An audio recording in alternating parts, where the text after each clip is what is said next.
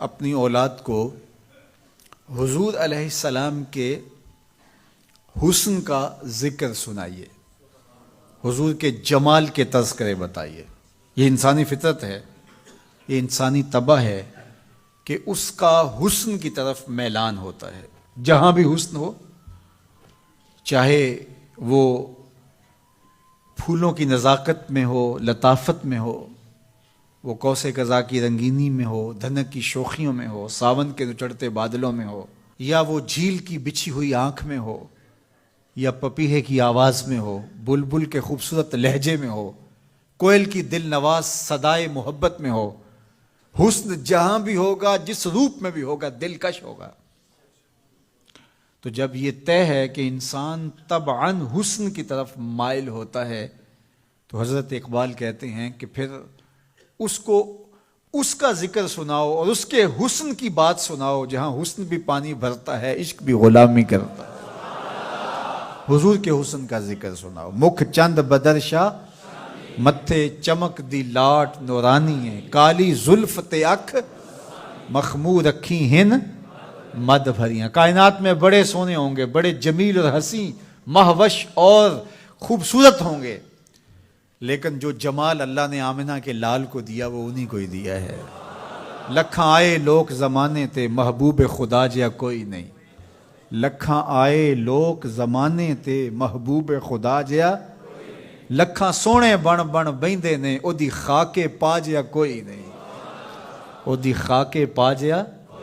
جو حسن ان کے پاؤں کے ناخن میں رکھا ہے، جو حسن ان کی ایڑی میں رکھا ہے، اللہ اکبر، جو حسن ان کے تلووں سے نکلنے والی گرد میں رکھا ہے، ان کے نالین کے جوڑوں سے نکلنے والی دھول میں رکھا ہے، وہ کہکشاؤں میں بھی نہیں ہے۔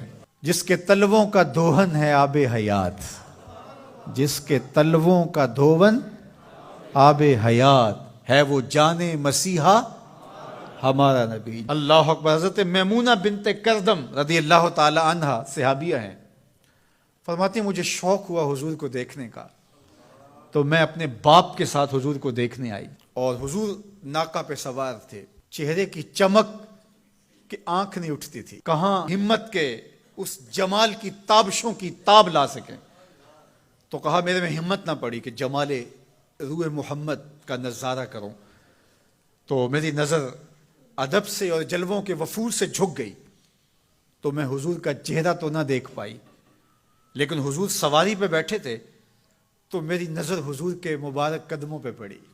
فما نسیتو فیما نسیتو طولا اصبعہ، فرماتے ہیں کہ حضور کی مبارک انگلی کی لمبائی اور اس کا جمال، اس کا اعتدال، اس کا حسن، فرمایا مدتیں گزر گئیں، ابھی تک وہ سحر اترتا ہی نہیں ہے، ابھی تک وہ نشہ ہی نہیں اترا۔ کہا چہرے کو تو نہیں دیکھ سکی، لیکن میں حضور کی مبارک پاؤں کی ایک انگلی کی زیارت کی ہے، اور میری نظر بس وہی پڑی، اور ایک لمحے کے لیے پڑی، اور دوبارہ دیکھنے کی تاب بھی نہیں ہوئی، لیکن حضور کی انگلی کا وہ جمال اب تک میرے خیالوں میں بسا ہوا ہے۔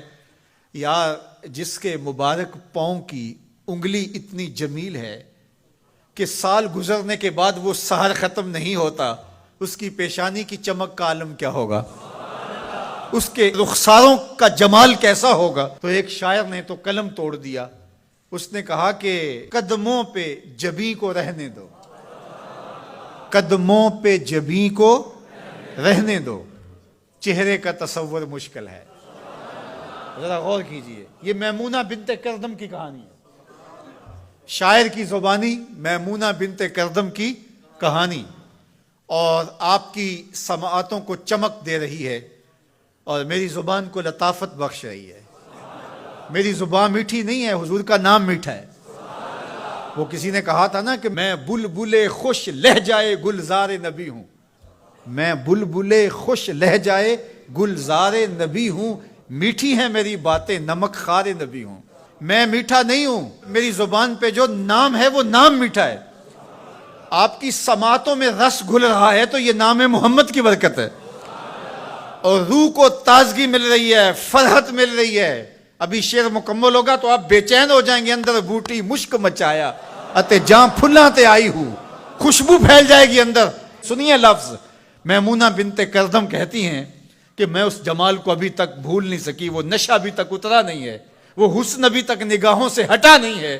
سال گزر گئے، مدتیں بیت گئیں، ابھی تک انگلی کا جمال نگاہوں کے سامنے ہے. تو شاعر کا تصور دیکھیے، وہ کہتا ہے کہ قدموں پہ جبیں کو رہنے دو، قدموں پہ جبیں کو رہنے دو. چہرے کا تصور مشکل ہے، چہرے کا تصور. جب چاند سے بڑھ کر ایڑی ہے رخسار کا عالم کیا ہوگا؟ جب چاند سے بڑھ کر ایڑی ہے رخسار کا عالم کیا ہوگا؟ تو اپنی اولاد کو حضور کی محبت سکھاؤ، انہیں حضور کا حسن بیان کرو. مجھے بتاؤ کہ میں حضور کے حسن کا ایک واقعہ سنایا ہے، آپ کی روح پرواز کر رہی ہے کہ نہیں؟ حضور کی محبت کا لیول بلند ہوا کہ نہیں ہوا؟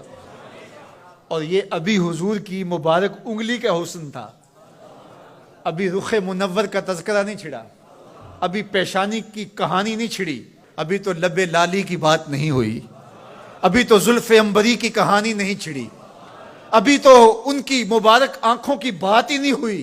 کیا خوب سجن دیاں اکھیاں نے، کیا خوب سجن دیاں اکھیاں نے، جویں پر کے سرائیاں رکھیاں نے. ابھی تو ان آنکھوں کا تذکرہ نہیں چھڑا اور مازاق کے کجلوں کی کہانی نہیں چھڑی. ابھی تو ابروؤں کی بات نہیں ہوئی، ابھی تو لامبی پلکوں کا تذکرہ نہیں چھڑا، ابھی تو ید اللہ والے ہاتھوں کی بات ہی نہیں ہوئی، ابھی تو علم نشرہ کے سینے کا تذکرہ ہی نہیں ہوا، ابھی تو حضور کی مبارک زلفوں کے خم جن کو خدا بھی حمیم کہے، ابھی تو اس کی کہانی نہیں چھڑی، ابھی تو پاؤں کی انگلی کی بات ہے اور روح رقص کر رہی ہے. تو جب آپ اپنی اولاد کو حضور کے چہرے کا ذکر کریں گے، حضور کے جمال کی کہانی سنائیں گے، تو ان کے سینے میں حضور کا پیار پیدا ہوگا یا نہیں ہوگا؟